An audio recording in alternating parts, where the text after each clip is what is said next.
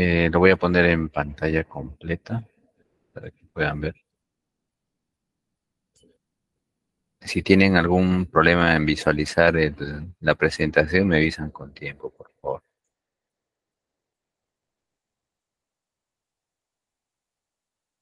¿Están viendo la pantalla completa? Sí, doctor. Ok, perfecto. Bueno, vamos a presentar hoy día dos temas, hidratidosis pulmonar y micetoma pulmonar o aspergiloma pulmonar, que está dentro de lo que corresponde a enfermedades micóticas, pero de tratamiento quirúrgico. Vamos a hablar sobre hidratidosis pulmonar. La primera parte de esto es un recuerdo de lo que ustedes ya conocen de su parasitología, y la segunda parte es ya netamente la clínica y el tratamiento. Entonces, como hemos dicho, van a recordar qué cosa es una definición de hidratidosis pulmonar, y es la que ustedes están observando allí. Es una infestación zoonótica de localización pulmonar ocasionada por los céstodos del género Echinococcus. ¿Qué quiere decir esto? Que el céstodo, ¿no? Es decir, el quiste hidatídico, este es el céstodo, es pues del género Echinococcus, ¿no? Porque hay varios géneros, como veremos luego. Esta definición se refiere a la presencia del quiste hidatídico en el parénquima pulmonar. En la radiografía de la izquierda, en la parte inferior izquierda, ustedes van a ver una radiografía que en el hemitórax izquierdo se observa un quiste hidatídico no complicado, bastante clásico, ¿no? De paredes muy delgadas, muy bien definidas, con una radiopacidad homogénea. En tanto que en la radiografía de la derecha, este es un quiste hidatídico complicado, que está en la base del hemitórax derecho, en donde se ve pues una pared más o menos engrosada. Eso nos indica que tiene un buen tiempo ya complicado, aire, o sea, una radiolucidez arriba y una radiopacidad homogénea abajo, divididos por una imagen o una línea ondulada que es el signo del camalote. Ambos casos se refieren al cesto, que en este caso este cesto está no complicado y este cesto está complicado. Estamos hablando cesto casi sinónimo de quiste hidatídico. La otra definición es equinococosis, es un término mucho más amplio, ¿no? Que se refiere a la infestación ocasionada por tanto los estadios adulto como larvario de este parásito, que afecta, como ustedes ven en la figura, al hospedero definitivo, que en nuestro medio es el perro, y a los intermediarios, que es la oveja, el ganado vacuno, ovino, ¿no? Un ratito, por favor, están llamándome del hospital, un ratito.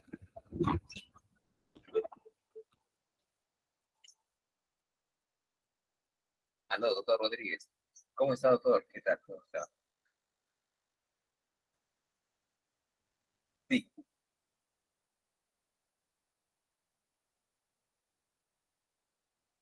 ya. Tal vez puede ser, para el lunes le confirmo, porque ahorita están viniendo de guardia, y apenas venga le doy un mensajito por WhatsApp.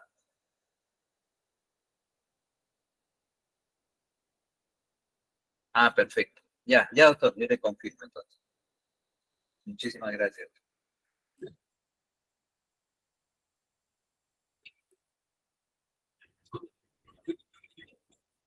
Ok, disculpen la interrupción.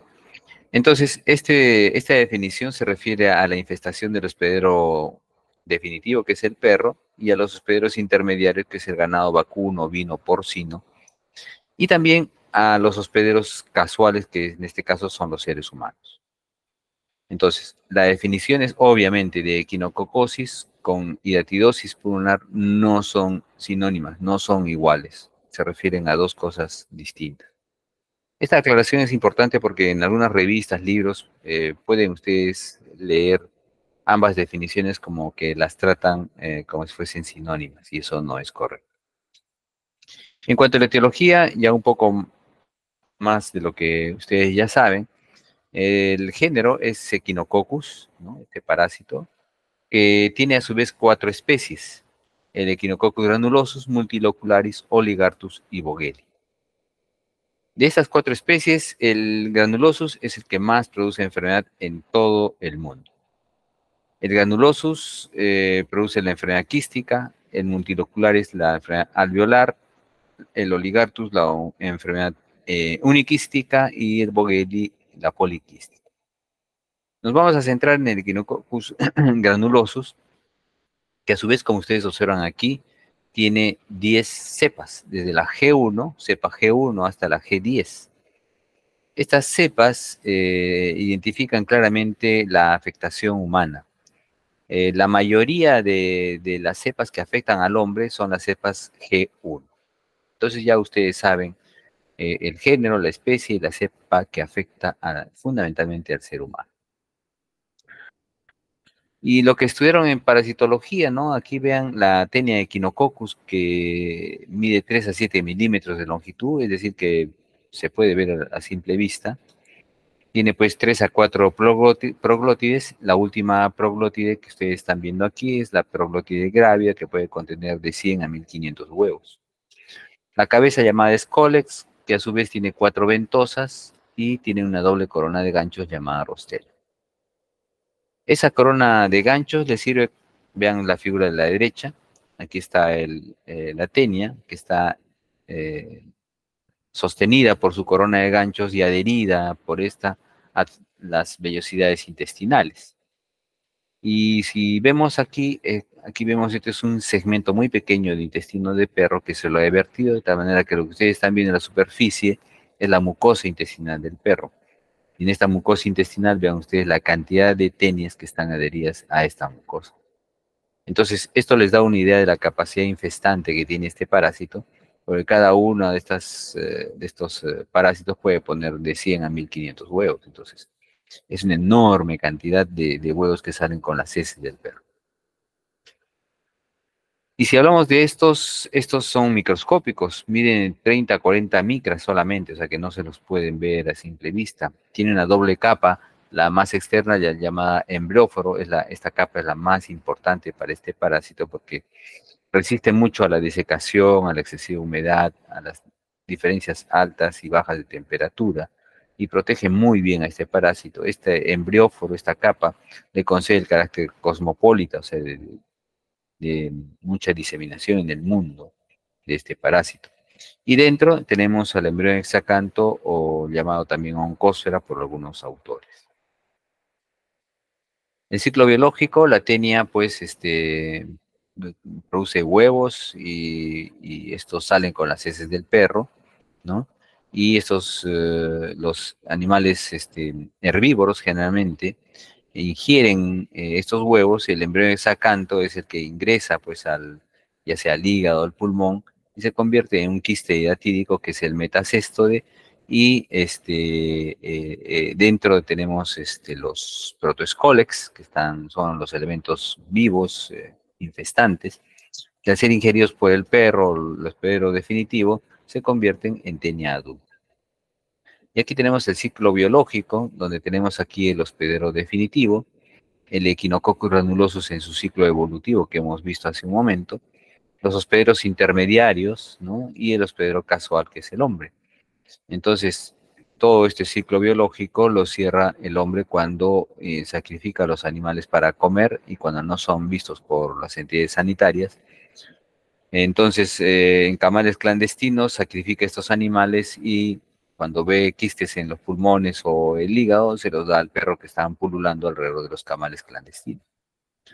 El hombre se comportaría o se comporta como un hospedero intermediario, no debe ser llamado hospedero intermediario, más si es un hospedero casual.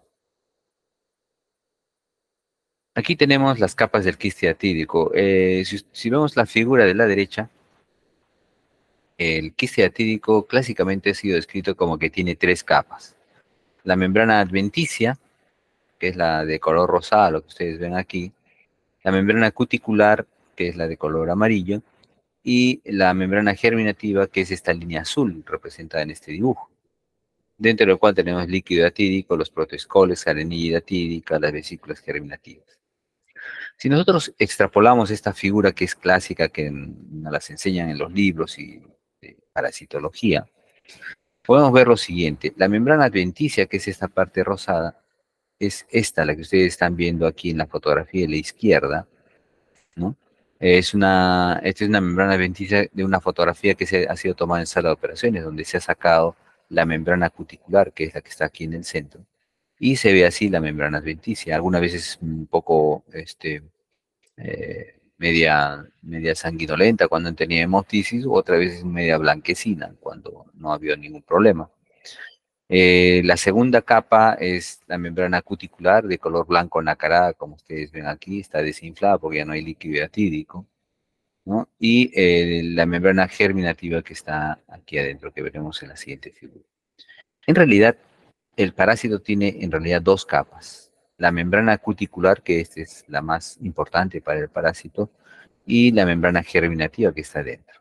En tanto que la membrana adventicia es una capa que es producida por el hospedero, o sea, por ya sea el ser humano o el animal que eh, está alojando este quiste. Aquí tenemos un quiste atídico entero con líquido atídico en su interior. Esta es la membrana cuticular de color blanco nacarada, como hemos visto anteriormente, solo que se ve aquí medio azulada por la presencia del líquido y atídico, un cristal de roca que está dentro. Si hacemos un estudio microscópico de esto, vemos esta es la membrana cuticular, la de aquí. Como ustedes ven aquí, es una membrana anista, o sea que no tiene células, ¿no? Es una membrana permeable a los coloides y cristaloides, más no a los gérmenes. Dentro, la flecha negrita, vemos una membrana unicelular, una capa unicelular, que corresponde a la membrana germinativa, a partir de la cual se producen los elementos infestantes, los protoscolex, ¿no? O scolex, y también el líquido hidratídico, que característicamente es descrito como cristal de roca, o sea, por su transparencia, es muy transparente como el agua potable. Tiene estas densidades de 1007 a 1012, un pH 7.4, pH normal. 98% de todo esto es agua y también contiene cloruro de sodio, glucosa y vestigios de albúmina y un poco de grasa. ¿Cómo se contagian las personas? Bueno, aquí vemos.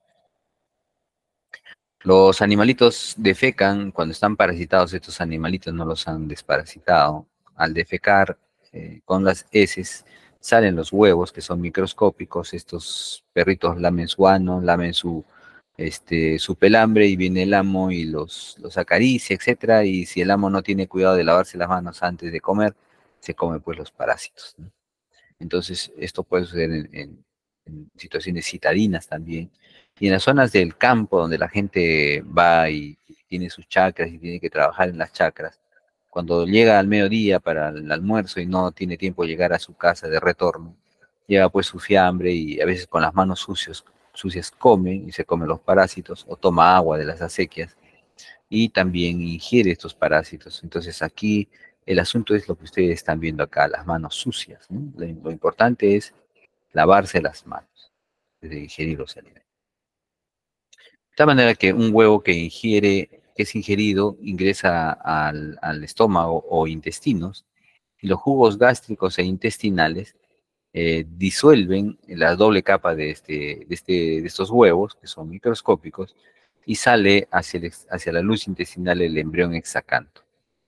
Este embrión hexacanto, por movimientos de reptación, pasa hacia el sistema venoso porta, y a partir del sistema venoso porta va hacia el hígado a formar quistes hiatídicos, y si traspasa este filtro, entonces este embrión hexacanto va hacia los pulmones, ¿no? Especialmente los lóbulos inferiores de ambos pulmones, y de estos el lóbulo inferior derecho es el más frecuentemente afectado.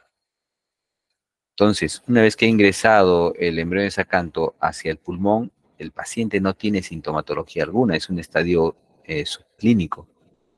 Entonces, es más, ese protoescólex se convierte en quiste y la persona que lo porta no tiene ningún conocimiento de su propia enfermedad porque no siente absolutamente nada, sigue en la etapa asintomática.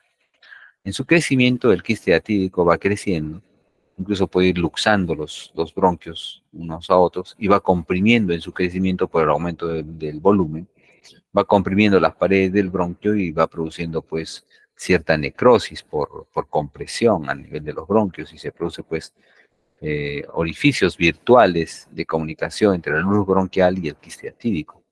¿Por qué digo virtuales? Porque todavía ahí lo que está en comunicación es el bronquio a través de un orificio en la membrana adventicia, pero mientras esté la membrana cuticular indemne, no rota, entonces no va a haber una comunicación real. Hasta allí los pacientes pueden estar incluso asintomáticos o algunas veces pueden tener algún síntoma de un dolor muy sordo, muy mal definido, si es que está este quiste muy pegado a la pleura, que es lo que ocurre algunas veces, y da un cierto dolor porque las pleuras son las que duelen, no el parénquima pulmonar. Y de ambas pleuras, la que duele es la pleura visceral, no, perdón, la parietal, no la visceral. Entonces, hasta ahí los pacientes pueden tener algún tipo de sintomatología, pero por el resto, nada. Si el quiste no está muy pegado a las pleuras, obviamente el paciente va a permanecer asintomático. Entonces, ¿qué puede ocurrir? Algunas veces, cuando se produce una maniobra de Valsalva, ingresa aire desde el interior de los bronquios y diseca entre la membrana adventicia y la membrana cuticular, tal como ustedes ven acá, ¿no? Y esta es una complicación del quiste, una complicación banal que no trae consecuencias clínicas, pero radiológicas sí. Ustedes van a ver este quiste diatídico en el hemitórax izquierdo y aquí aire, ¿no? Como un menisco. Y vemos, esta es la pared del quiste y todo esto es la membrana cuticular que contiene pues a la membrana germinativa y el líquido diatídico. Esto se llama, este es un signo que muchos le llaman el signo del neumoperiquiste. Cuando vean esto, bueno, piensen en un quiste diatídico complicado de este tipo. Algunas veces cuando se produce una maniobra de Valsalva, un golpe sobre el tórax, etcétera, se rompe la membrana cuticular, tal como ustedes observan. Entonces, se expone el líquido atídico hacia los orificios de los bronquios y estos salen a través del árbol bronquial hacia afuera, previo a una tos exigente, y se produce la vómica diatídica, en donde la vómica significa la expectoración de líquido diatídico cristal de roca, o sea, transparente, de sabor salado, con restos de membrana blanquecina o no. O también pueden haber vesículas hijas. Y así como sale el líquido a través del mismo árbol bronquial, ingresa a través de estos orificios formados durante el crecimiento del quiste aire en su interior y se produce una interfase aire-líquido con la membrana cuticular sobrenadando. Y es así como se forma el signo del camalote. Aquí en esta radiografía vemos un quiste diatídico en la base del hemitórax derecho con el signo del camalote. Esto es aire y esto es. Algunas veces los quistes diatídicos, obviamente pocas veces, pero puede ocurrir. Nosotros vemos dos, tres quistes al año muy cercanos a la pleura y que en su crecimiento se rompen hacia la pleura. Y a través del aro bronquial ingresa aire hacia el lecho quístico y del lecho quístico hacia la cavidad pleural, de tal manera que se produce un hidroneumotórax espontáneo, lo cual produce ¿qué cosa? Colapso del pulmón en diversas magnitudes. Si es un colapso total, va a producir pues, una insuficiencia respiratoria muy severa, el paciente se puede morir literalmente y hay que operarlo. O el modo de salvarlo es colocarle un dren pleural o operarlo también. Pero generalmente un dren pleural bien colocado le salva la vida. En estos momentos el quiste diatídico roto hacia cavidad pleural, como contiene elementos infestantes, puede hacer que en un futuro se formen quistes diatídicos en la cavidad pleural por la siembra diatídica.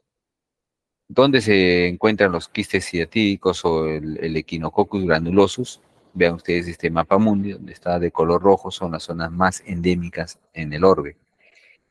Y en nuestra región, si nos fijamos en Sudamérica, ¿en qué países hay mucho? En Perú, Chile, Argentina, Uruguay. Entonces, si estamos hablando de Perú, ¿cómo estamos nosotros? Vean ustedes, las estadísticas nos dicen de que Perú tiene mucha hidratidosis respecto a Chile, Argentina y Uruguay. Estos son datos del 2017. Y si obtenemos datos de OPS, del año 2020, o sea, hace 3 años, vemos que en el sur del Perú, especialmente la Sierra Central, hay bastante incidencia de hidatidosis. Donde está rojo es alta incidencia, donde está más oscuro, que es Lima, hay la mayor incidencia todavía.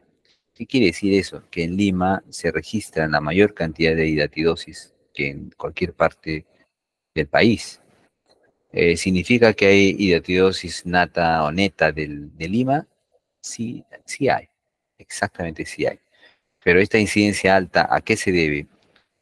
Probablemente a que Lima sea ruralizado, la gente trae animales sin que pasen por elementos de inspección sanitaria y se sacrifica y se produce este, infestaciones de parte de parásitos, ¿no? Que están en los perros, todo el mundo tiene perros hoy en día, no lo desparasitan y pueden contagiarse. Pero también otra explicación es que como tenemos centros hospitalarios como el nuestro, donde son hospitales de referencia a nivel nacional, donde se tratan también estas enfermedades, probablemente nosotros estemos reportando en los hospitales la cantidad de quistes que se nos viene, y también eso podría aumentar la incidencia de esto. Son probables explicaciones de por qué Lima tiene más hidatidosis que cualquier otra región del país. ¿Cuáles son los factores de riesgo de infectarse o de infestarse de esta enfermedad? Vivir en medios ambientes donde hay pues ganado, vacuno, vino porcino y crianza de perros. Y además si hay camales clandestinos. Otro factor de riesgo es tener malos hábitos higiénicos, es decir, no lavarse bien las manos antes de comer. Y también factores hereditarios. Las personas nacemos con cierta predisposición a enfermedades y también a cierta adquisición de parásitos. Entonces, eso hace que nuestra inmunidad esté muy deteriorada para algunas enfermedades, en este caso, a este tipo de parasitosis.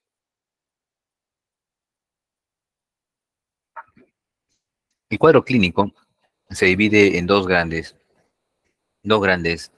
grupos, en pacientes asintomáticos y pacientes sintomáticos. De todas maneras, uno es consecuencia del otro. Los pacientes asintomáticos se refieren a aquellos que generalmente tienen quistes no complicados, que son pequeños y que están en crecimiento y no tienen pues ninguna sintomatología, como su nombre dice. ¿Y cómo los podemos diagnosticar en esta etapa? Generalmente se hace por un hallazgo radiológico, ¿no? Cuando las personas van y se quieren tomar una radiografía para un certificado médico, para ingresar a la universidad, para sacar una licencia de conducir, para casarse o para un trabajo, etcétera, les toman una radiografía y, oh sorpresa, se encuentra un quiste atípico. Entonces, y el paciente no tiene ninguna síntoma. En tanto, en los cuadros sintomáticos, el tema es que los pacientes en forma brusca presentan tos exigente, muy exigente, ¿no? Y luego de la tos empiezan a presentar una expectoración de un líquido muy semejante al agua potable, ¿no? Y de sabor salado. Eso constituye la vómica hidatídica, ¿no? Además de la expectoración de este líquido, puede presentar expectoración de membranas hidatídicas de color blanquecino o vesículas hijas, o sea, quistecitos pequeñitos. Eso constituye la vómica hidatídica. Y cuando tenemos una vómica hidatídica, el diagnóstico prácticamente está hecho. Sin embargo, hay que seguir teniendo más elementos de discriminación de sostenimiento del diagnóstico. Y observemos de que los pacientes, una vez que están expectorando una semana, semana y media de líquido hidatídico, más o menos después de la semana y media empiezan a expectorar una expectoración mucopurulenta, o sea, ya no es líquido transparente puro, sino con rasgos de pus. Y a medida que va pasando los días o semanas, la pus se va haciendo mucho más franca. ¿Por qué sucede esto? Pues porque los gérmenes invaden el lecho quístico donde estuvo el quiste atídico, y como este líquido se está siendo expectorado, los gérmenes de la vía aérea ingresan hacia el interior del lecho quístico y se forma pues un caldo de cultivo y se reproducen las bacterias y estas bacterias forman pus. Y la secreción purulenta o las bacterias en sí, mejor dicho, son las que matan al parásito. Entonces, ya no nos preocupamos por la vitalidad del parásito, sino más bien de la vitalidad de las bacterias. Y el paciente se vuelve un expectorador crónico con una expectoración mucopurulenta, francamente purulenta, si es que pasa muchas semanas. Puede producirse disnea si el quiste es muy grande o ha habido una ruptura del quiste y ha habido broncoaspiración. También se puede producir hemoptisis, que felizmente es muy poco frecuente, ¿no? Eso ya constituye también una complicación, ¿no? Cuando el quiste se rompe hacia la cavidad pleural, se puede producir un hidroneumotórax agudo que se necesita pues de un tratamiento en emergencia. Cuando se rompen los quistes ciatídicos pulmonares, es raro que se produzca anafilaxia, es muy raro, es infrecuente. Es mucho más frecuente, de lejos más frecuente, cuando los quistes se rompen en la cavidad abdominal. Ahí el índice de anafilaxia es mayor que lo que ocurre en el parénquima pulmonar. ¿Qué antecedentes debemos investigar cuando estemos sospechando de quiste diatídico? Pues preguntar a los pacientes en la fase de antecedentes, en la historia clínica, si tiene o ha tenido contactos con perros, ganado vacuno, vino, porcino, y si vive en zonas endémicas conocidas de hidatidosis en el país.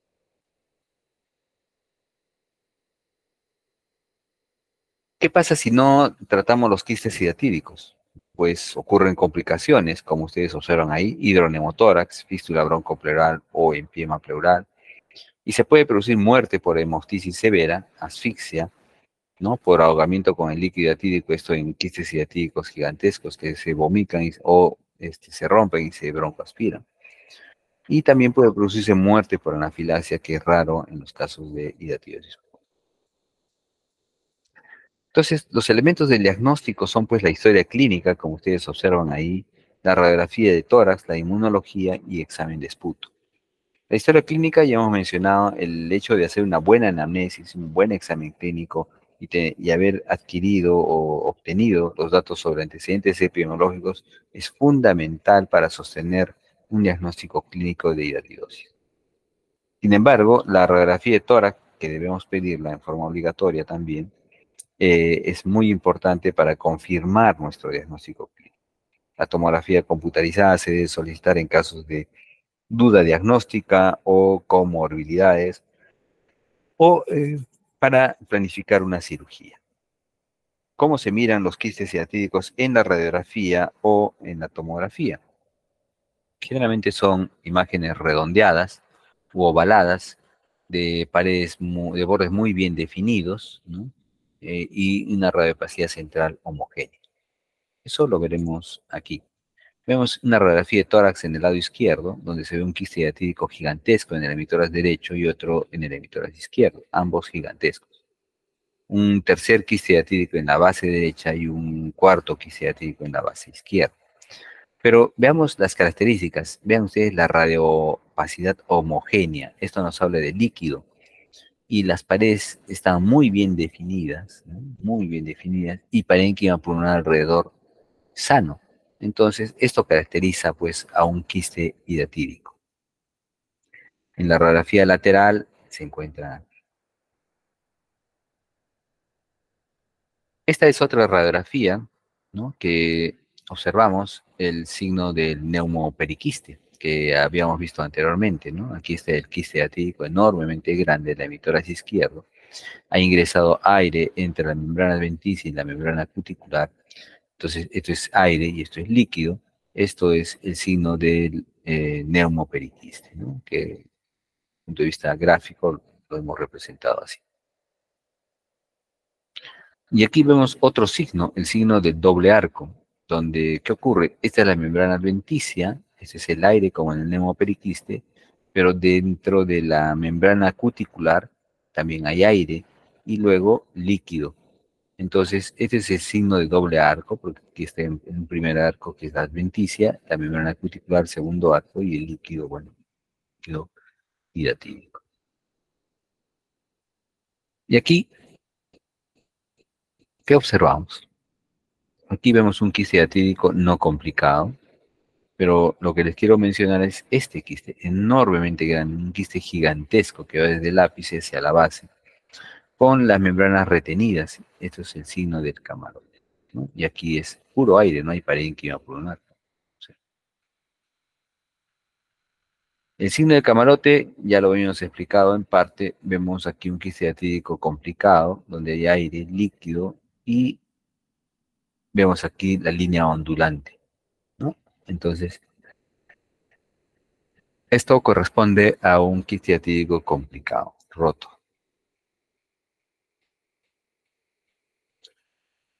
Aquí vemos otra paciente donde tiene múltiples quistes ciáticos en ambos pulmones, tenía 64 quistes ciáticos.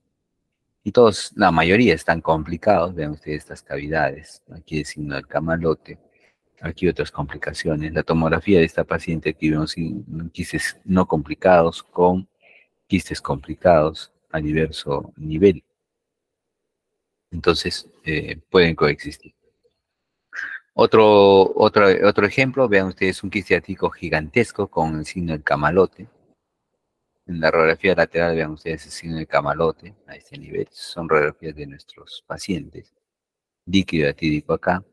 En la tomografía computarizada vean el quiste atídico gigantesco, aire con la membrana cuticular sobrenadando. Esta imagen blanquecina, media corrugada, es la membrana cuticular. En la ventana para parénquima pulmonar vean el signo del camalote a este nivel, líquido y aire, con el pulmón del lóbulo inferior derecho colapsado, comprimido por la presencia del quiste.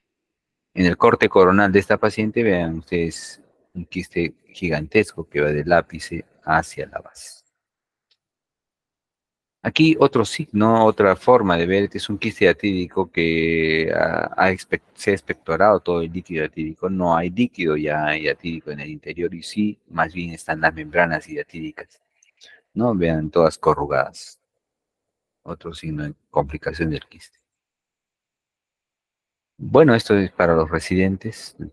Lo dejo ahí para que lo vean. Y más bien vamos a retroceder. Entonces, las características del quiste atídico en la radiografía y en la tomografía ya las hemos observado.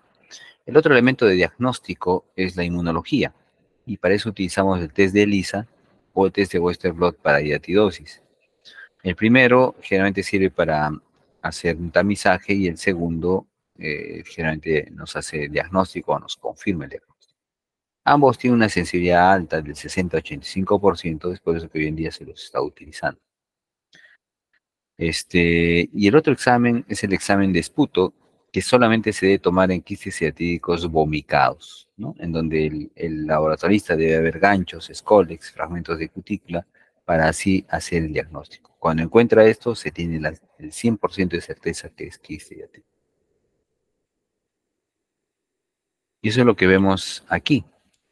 Vean ustedes cómo se ve los ganchitos, ¿no? El rostellum, ¿no? Los ganchitos aquí teñidos, o las proglótides, a la simple visión del microscopio.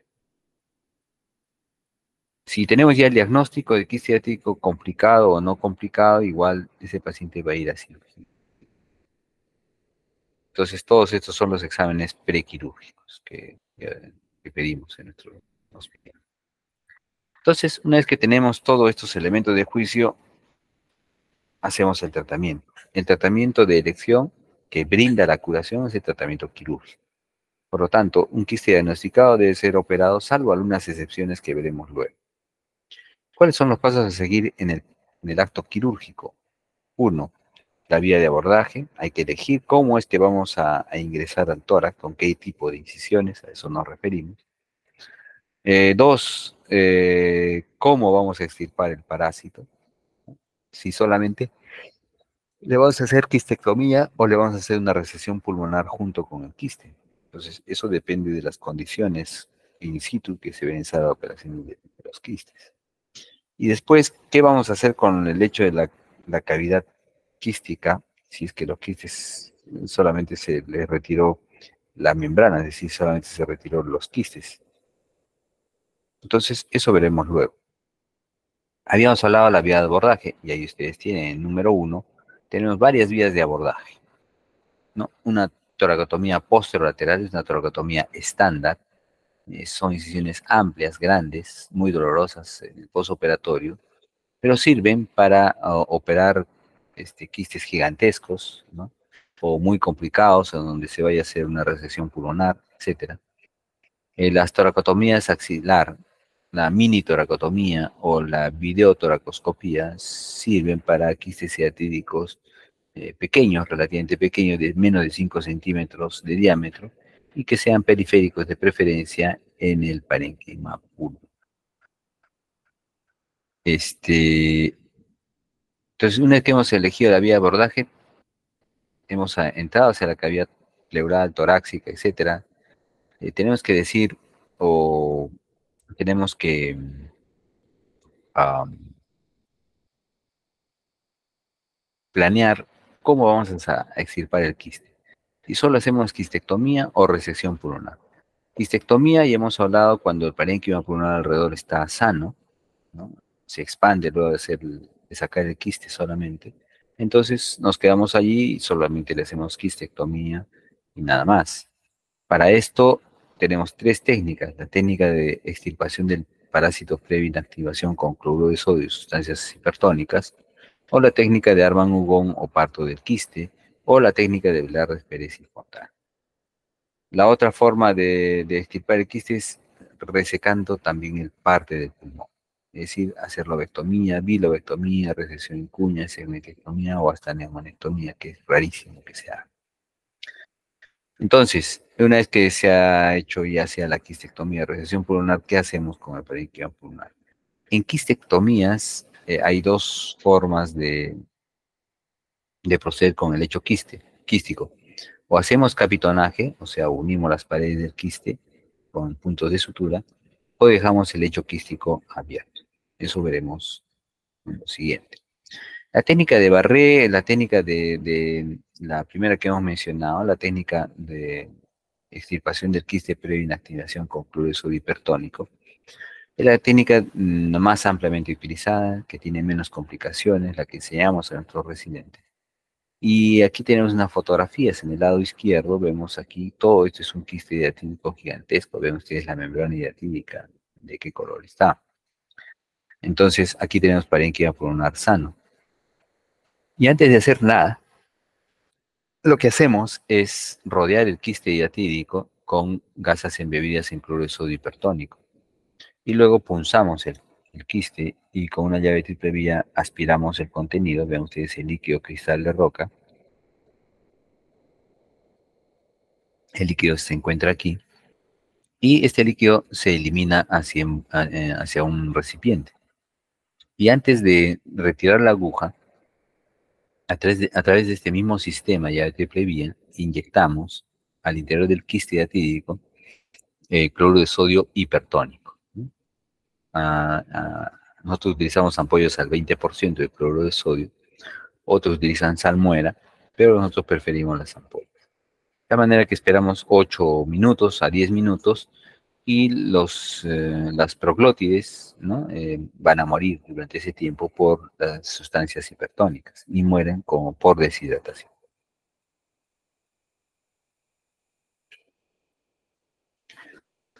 Entonces, una vez que hemos sacado todo ese líquido hiatídico y también hemos ingresado y hemos retirado el líquido de cloruro de sodio hipertónico, abrimos la adventicia, terminamos de aspirar con el Yancao el interior del lecho quístico y vean ustedes, ahí está la membrana hiatídica, que la sacamos con pinzas Fester.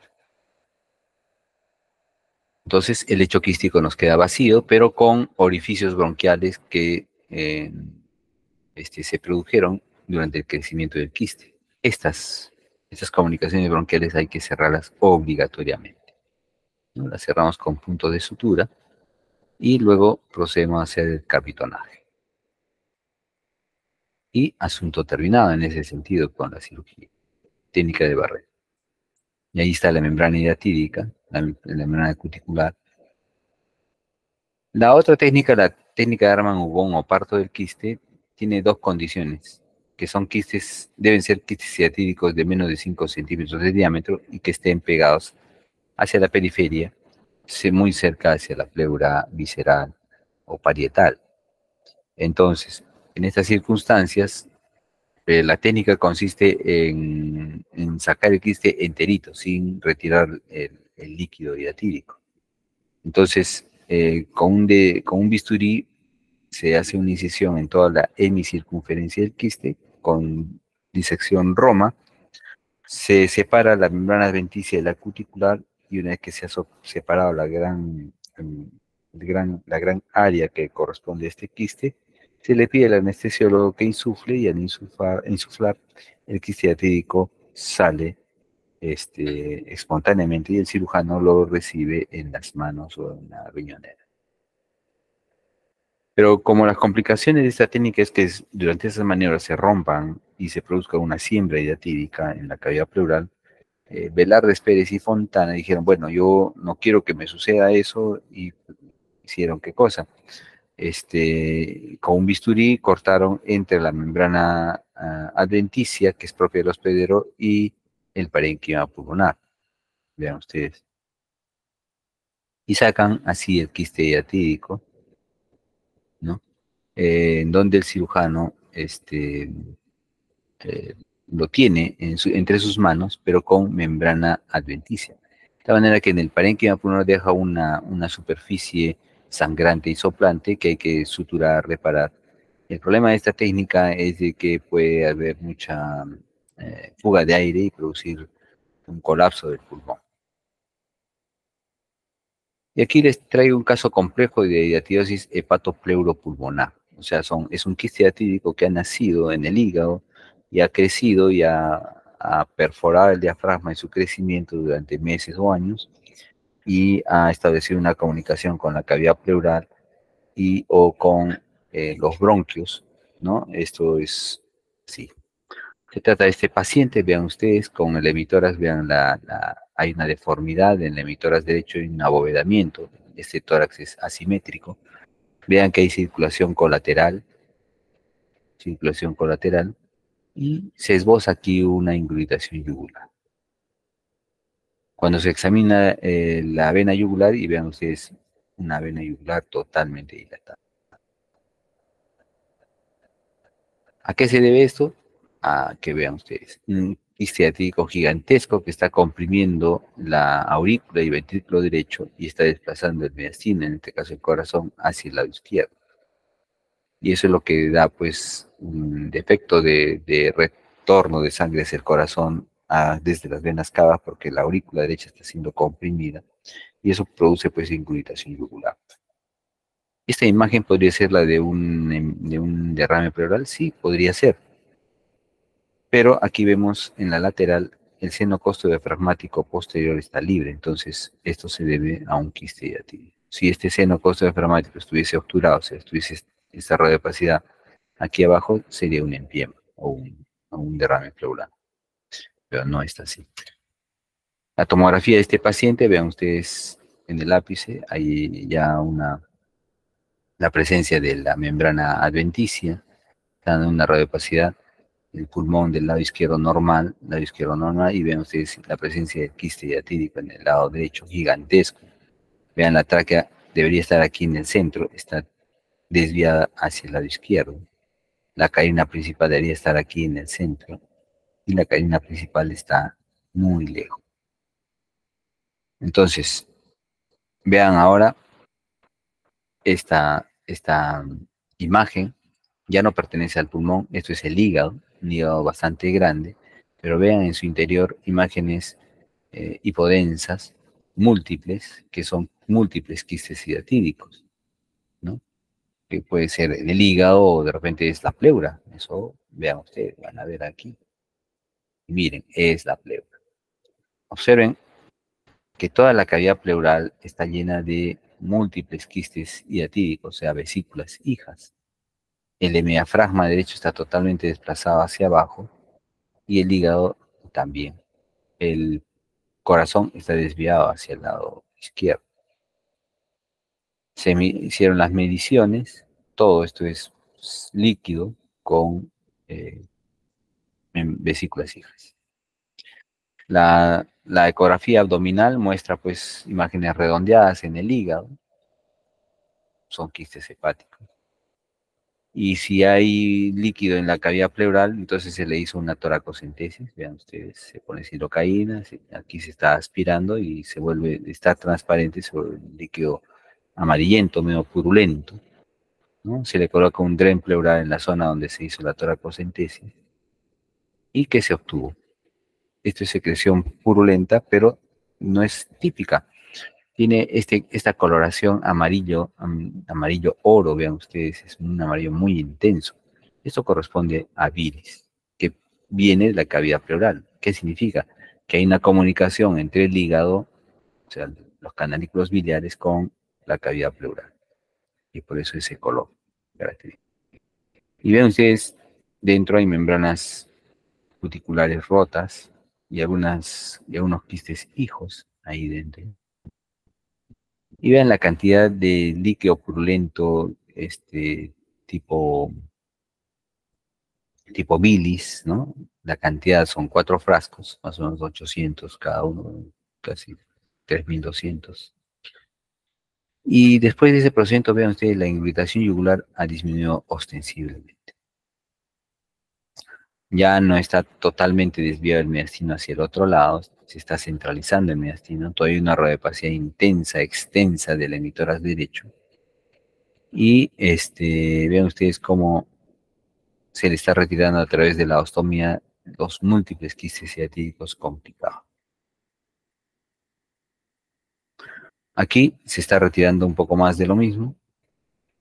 Y vean ustedes una imagen de aire y con múltiples vesículas hijas en la cavidad pleural derecha. Todavía hay algo de desviación del mediastino.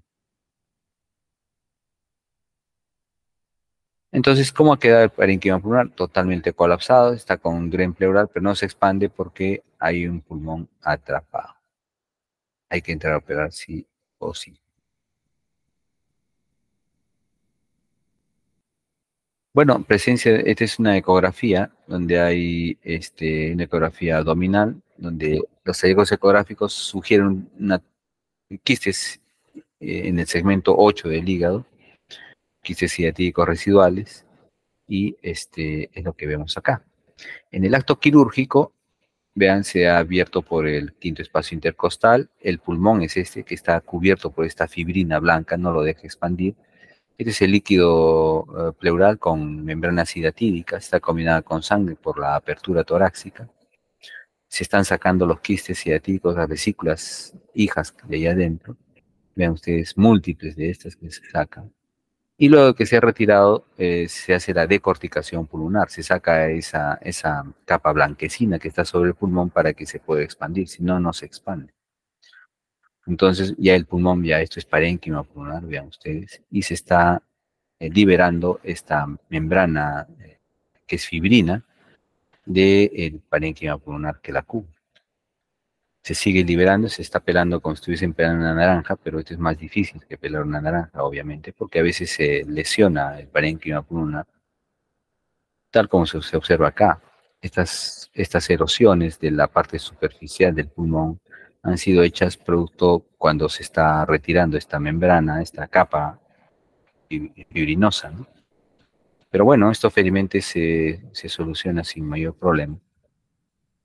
Y aquí ya tienen el parénquima pulmonar totalmente expandido con estas erosiones. Y vean, se echa un poco de agua para ver dónde están las erosiones, las minúsculas, y se está produciendo un burbujeo y se colocan puntos para cohibir las fugas aéreas. Incluso se ponen unos parches de pleura sobre esas fugas aéreas para que no haya neumotoras posteriormente. Y el parénquima pulmonar totalmente expandido y parchado, para que no hayan fugas aéreas. Pero, ¿y qué pasó con el diafragma? Hay un orificio, y aquí está. Este es el diafragma del lado derecho, y hay un orificio que comunica la cavidad pleural, que es todo esto, con la parte de allá adentro, que es el lecho hepático, quístico hepático. A través de este orificio es que el quiste migró hacia la cavidad pleural, se complicó y se produjeron vesículas hijas, múltiples quistes ciáticos hijos en la cavidad pleural. Después de la operación, vean ustedes el pulmón totalmente expandido, el corazón ya central, estas radiopacidades son de los parches que se han colocado. Aquí está el diafragma que ha sido reparado, ¿no? Y esta es la evolución posoperatoria y no presencia de líquido libre en cavidad peritoneal, etc. Entonces, ¿qué ha pasado? Un quiste hepático a modo de reloj de arena ha migrado hacia la pleura y pulmón y se ha producido pues las complicaciones de quistes en cavidad pleural con fístulas broncopleurales incluso. El paciente estuvo expectorando bilis, lo que se llama bilitisis. Se suturaron los orificios bronquiales y los orificios biliares y se hizo capitonaje en el pulmón y se cerró el diafragma para luego colocarle dos drenes pleurales, uno que va al ápice y otro que va a la base por encima del diafragma, y otro dren que va entre el diafragma y el hígado. Entonces, ¿cuál es la mortalidad operatoria de quistes ciáticos en general? ¿No? Las complicaciones son menos del 5% y cuando ocurren hay hemorragia, fuga de aire prolongado, fístula broncopleural, empiema, siembra pleural. La mortalidad es muy baja, 0.5% en nuestro caso. Tratamiento médico se puede dar albendazol, es cierto, como coadyuvante al tratamiento quirúrgico un mes antes y 2 meses después de la cirugía, con descanso de 15 días entre el primer y segundo mes. Otro criterio para dar albendazol es cuando hay múltiples quistes ciatídicos en ambos pulmones, en quistes de menos de 7 centímetros de diámetro, no complicados, que no debe ser menor de 3 meses de tratamiento. Y también se debe dar cuando el paciente tiene cualquier contraindicación a cualquier cirugía, ¿no? Entonces, las dosis ustedes las ven aquí, de albendazol y praziquantel, que es la alternativa al albendazol.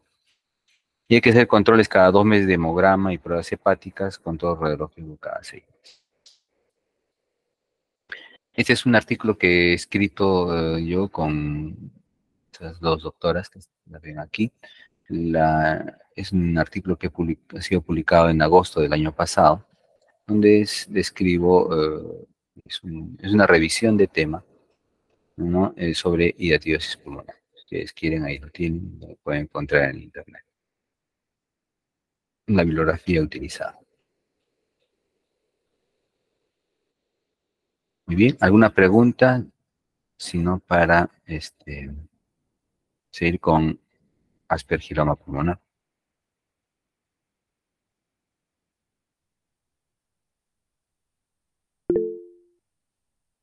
Sí, Joana. Doctor, una consulta. Luego del tratamiento quirúrgico, ¿es recomendado acompañar con un tratamiento farmacológico para evitar recidiva o en todo caso, es necesario acompañarlo con un tratamiento farmacológico? En algunos grupos quirúrgicos sí hacen eso. O sea, después de hacer la quistectomía, le dan albendazol durante 2 meses después de la cirugía. Nosotros en nuestro hospital no hacemos eso, ni damos antes ni después de la cirugía. Porque si damos antes de la cirugía un quiste diatídico no complicado, lo podemos complicar porque el albendazol que hace matar al quiste y el quiste al morir rompe su membrana y estamos convirtiendo un quiste diatídico no complicado en uno complicado. Entonces no damos albendazol y lo operamos de frente. Y no damos después porque cuando operamos a los quistes ciatídicos hacemos una cirugía bastante pulcra y no tenemos problemas con siembras ciatídicas pleurales. Es rarísimo, en toda mi vida que llevo en el hospital, habré visto 1 o 2 casos. Y nosotros operamos muchos quistes ciatídicos. Sí, sí. Es el hospital que más quistes ciatídicos opera en el país, más que la Seguridad Social, que todos los hospitales de la Seguridad Social juntos. Entonces, tenemos esa experiencia y nosotros particularmente nuestro equipo quirúrgico no utiliza el Vendasol, salvo las otras consideraciones que les he mencionado ahí en el slide. Pero si ustedes buscan en los libros, en las revistas, sí, los grupos quirúrgicos utilizan antes de la cirugía y después de la cirugía el Vendasol. Gracias, doctor. Ok. ¿Alguna otra pregunta más?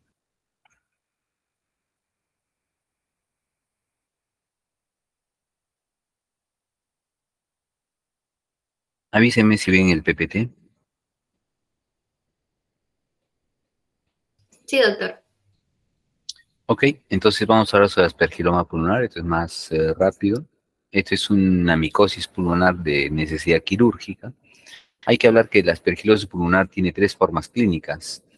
La alérgica bronquial, que produce asma bronquial. La aspergilosis invasiva, que produce necrosis del parénquima pulmonar en pacientes inmunodeprimidos. Y la presencia de aspergiloma, que es lo que nuestro tema de la clase, que se da en pacientes inmunocompetentes, o sea que no tienen baja inmunidad, su inmunidad está normal. ¿Cómo es esto? ¿Cómo es que ocurre todo esto? Empezaremos por la definición.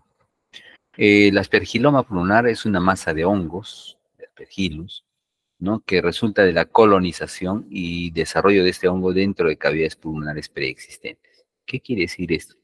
Pero para que se desarrolle esta pelota de hongo que ustedes están viendo aquí en la fotografía, se necesita de una cavidad, una caverna previa, preexistente.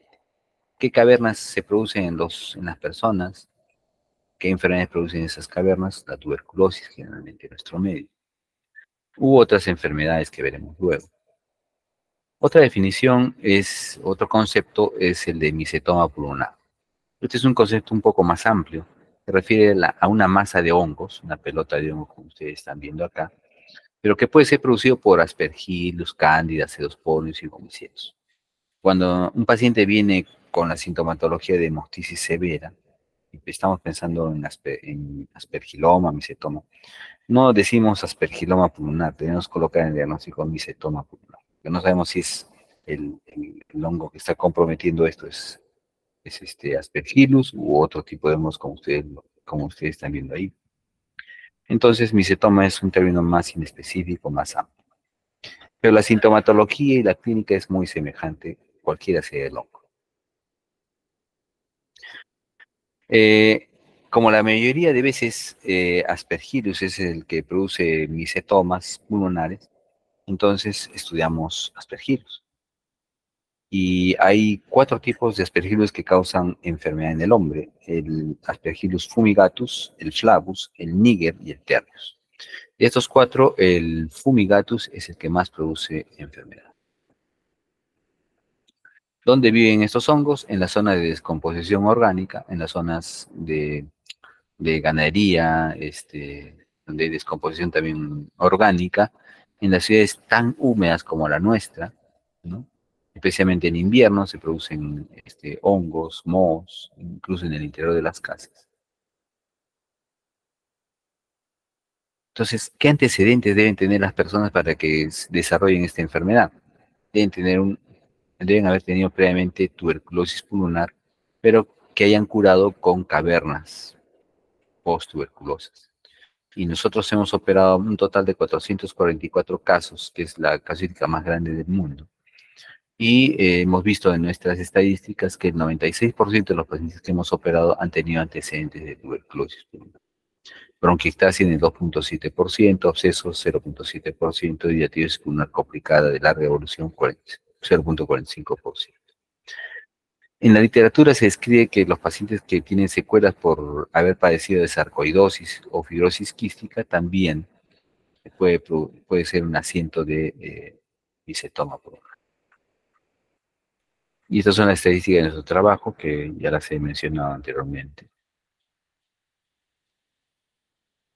Las secuelas cavitarias post-tuberculosas se producen alrededor del 8 al 35%. ¿Qué quiere decir esto? Que del 100% de los pacientes que tienen tuberculosis, el 8 al 35% curan con cavernas. ese 8,35% son susceptibles de tener aspergiloma o micetoma pulmonar. ¿Y por qué tenemos que tener cuidado con esto? Porque del 30% de los pacientes que hacen hemoptisis leve van a hacer hemoptisis masiva. Entonces, esto es peligroso. Hemoptisis masiva colinda con la muerte. Entonces, es por eso de que hay que tratar a estos pacientes. La mortalidad por hemoptisis masiva va del 5 al 28%. Por eso tratamos esta enfermedad quirúrgicamente, ¿no? La inhalación de esporas, como ustedes observan aquí, es muy frecuente. Muchas veces cuando paseamos por los parques o cuando estamos en el campo, vamos de picnic, lo que sea, estamos inhalando estas esporas, ¿no? Y felizmente no hacemos esta enfermedad porque tenemos nuestro sistema inmune competente. Los que tienen hipersensibilidad más bien sí pueden hacer asma.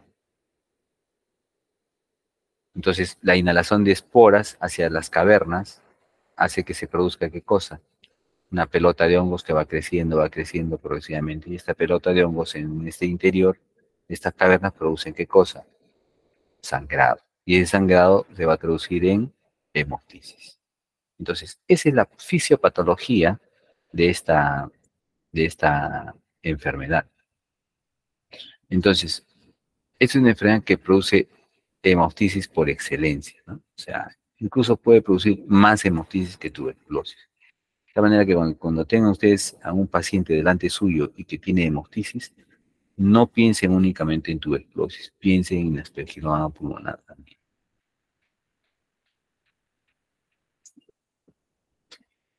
¿Y por qué sangran bastante estos pacientes? Pues porque las cavernas están ricamente irrigadas por arterias bronquiales, que son ramas directas de la aorta, ¿no? O porque estas cavernas están ricamente irrigadas también por ramas que se han neoformado a partir de las arterias intercostales, arterias mamarias, arterias subclavias, ¿no? Producto de un proceso inflamatorio debido a la tuberculosis o las enfermedades previas, o por la presencia del hongo mismo, que induce a un estado de hipervasculatura alrededor de él. Entonces, este es un gráfico donde vemos dónde han estado ubicados los micetomas pulmonares o aspergilomas pulmonares en los pacientes que hemos operado. 45% en el lóbulo superior derecho, 35% en el lado izquierdo. Si sumamos, pues tenemos un 80% en ambos lóbulos superiores. Esto debido a que la mayoría de los pacientes que hemos operado han tenido secuelas previas de tuberculosis. Y el restante porcentaje en los otros lóbulos o combinaciones de otros lóbulos. Se clasifican en simples y complejos. Los simples son aquellos micetomas, ¿no? Como ustedes ven aquí en la radiografía simple tórax, frontal, lateral y el corte axial de la tomografía. Simples son aquellos micetomas que se desarrollan generalmente en bulas, paredes muy delgadas, finas, parénquima pulmonar alrededor generalmente sano. Sangran poco y es por eso la utilidad de la clasificación, ¿no? Y la cirugía de esos pacientes es mucho más sencilla, trae menos complicaciones. En tanto que los complejos son micetomas que se forman en cavidades posttuberculosas, donde el parénquima pulmonar alrededor está enfermo. Ahí vienen ustedes bronquiectasias. Vean el parénquima pulmonar totalmente enfermo, aquí está la pelota de hongo. Y las complicaciones postquirúrgicas de estos pacientes es mucho mayor que en aspergilomas simples. Cuando en nuestro trabajo hemos diferenciado según edad y sexo, vemos que el 59% de los que hemos operado han sido varones, y el grupo etario más frecuentemente afectado ha sido entre los 20 y 29 años, que coincide con la edad en que se produce mucho de tuberculosis. Que produce esta patología, tos y hemoptisis. Hemoptisis severa, vean, 97%, 94% de tos y hemoptisis. También puede producir secreción purulenta, etc. Algunos 10% de los libros dicen que menos del 10% se resuelven en forma espontánea, se desaparece el hongo. pero la mayoría persisten y más del 50% originan hemoptisis, ya sea leve, moderada o masiva. ¿Cómo debemos hacer el diagnóstico? Mediante una historia clínica bien hecha, ¿no?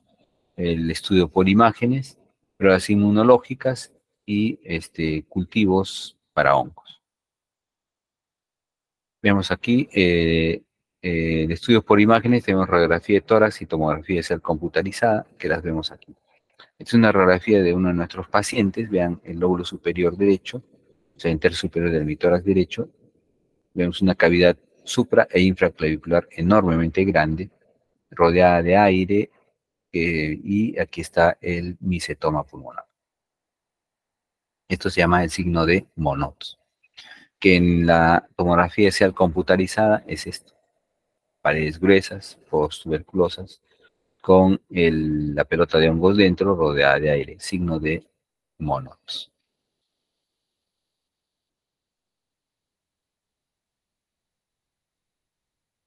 Otro signo de Monod en el lado izquierdo, esta vez vean mucho más grande, en la caverna mucho más grande, parénquima pulmonar alrededor de enfermo, vean, estas son bronquiectasias. Y aquí están las paredes posttuberculosas, la pelota de hongos gigantesca, rodeada por aire, signo de Monod. Poco más de lo mismo, lóbulo superior derecho, con múltiples micetomas. Vean ustedes, corte axial, micetoma rodeado por aire. Corte coronal, acá múltiples micetomas rodeados por aire. Corte sagital, micetoma rodeado por aire. El otro elemento de diagnóstico es el test de inmunodifusión para Aspergillus. Entonces, aquí tenemos la doble difusión para Aspergillus, ¿no? Donde si observamos líneas de precipitación de anticuerpos, estas de aquí, entonces nos indican positividad a la prueba. El otro elemento de diagnóstico es la microbiología, las hifas, microscopio simple, con tinción, se ven así, pero lo que caracteriza son los cultivos. Aquí tenemos un cultivo para Aspergillus fumigatus, flavus, niger y el terreus. ¿Por qué operar estos pacientes? Deberíamos darle a antifúngicos, porque el tratamiento con antifúngicos, el tratamiento médico, produce más mortalidad que la operación. Es decir, los pacientes mueren por hemoptisis masiva generalmente, con tratamiento médico tienen menos sobrevida que el tratamiento con resección pulmonar. ¿Y cómo es que operamos a los pacientes? Tenemos una división: los aptos para la resección pulmonar y los no aptos para la resección pulmonar. Los aptos para la resección pulmonar son aquellos pacientes que tienen una capacidad vital forzada de más del 100%, perdón, más del 50%, y un BEF1, un volumen expiratorio forzado al primer segundo, más de 1000 centímetros cúbicos. Estos son aptos para sacar una parte del pulmón donde está el micetoma. Y los que tienen valores por debajo de los que hemos mencionado no son aptos para la resección pulmonar. Entonces, ¿qué hacemos? Los que son aptos y tienen hemoptisis leve a moderada, ¿no? Y separamos de los que tienen hemoptisis masiva.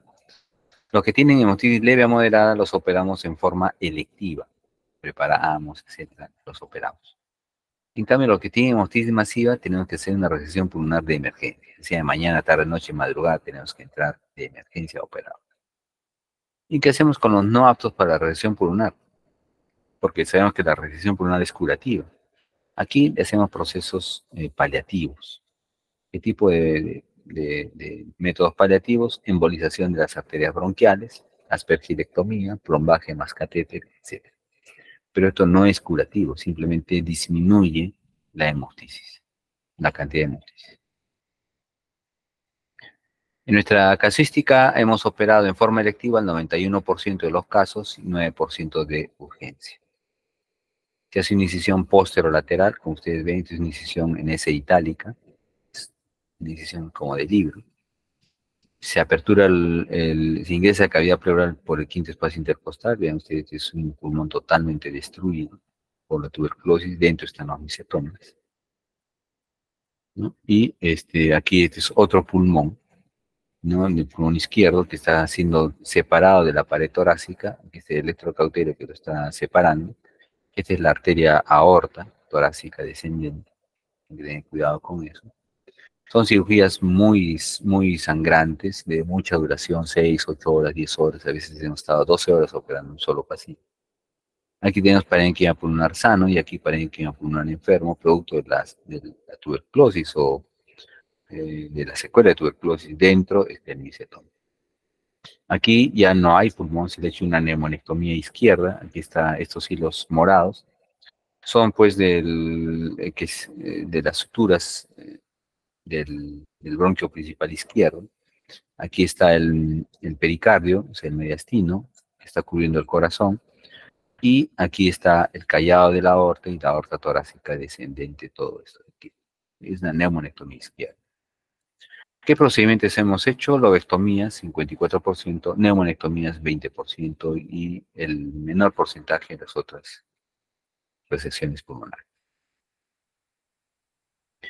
Piezas quirúrgicas de nuestros pacientes. En la pieza quirúrgica de arriba, de color marrón, una pieza quirúrgica que la metieron a formol, pero igual pudimos tomarle foto. Aquí hay un micetoma, un segundo micetoma y un tercer micetoma. Esta es la língula. Esta es una pieza más fresca. Hemos abierto la caverna y vemos aquí el micetoma adentro. Aquí otra pieza quirúrgica en el ápice pulmonar. Hemos abierto la caverna de paredes gruesas, ven ustedes, y esto es el micetoma. Complicaciones en el 25% de los casos, casi 26% es una cirugía de las más complejas que existen en cirugía pulmonar. Es mucho más difícil operar esto que cáncer pulmonar. Y complicaciones, infección de herida operatoria, empiema pleural, cavidad pleural residual, fístula broncopleural. Mortalidad operatoria, 1.6%, que es muy baja para este tipo de pacientes tan complejos, ¿no? Son 7 pacientes de 444 casos. Y esta es una estadística comparativa entre lo que se reporta en la literatura internacional de la cantidad de esperquinomas que se operan versus nuestro departamento de cirugía de tórax. Muy bien, ¿alguna pregunta?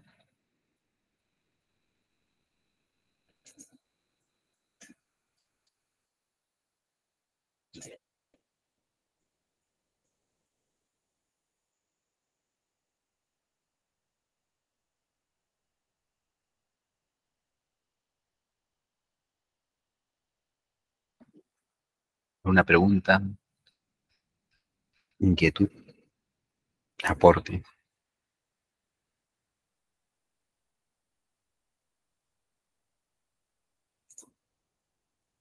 Muy bien, si no hay preguntas, entonces podemos dar por terminada la clase. Muchas gracias, doctor. ¿De qué? ¿De qué? Nos vemos entonces. Muchas gracias, doctor. ¿De qué, Ángela? Muy bien, Stephanie, nos vemos. Ok, Renzo. Nos vemos.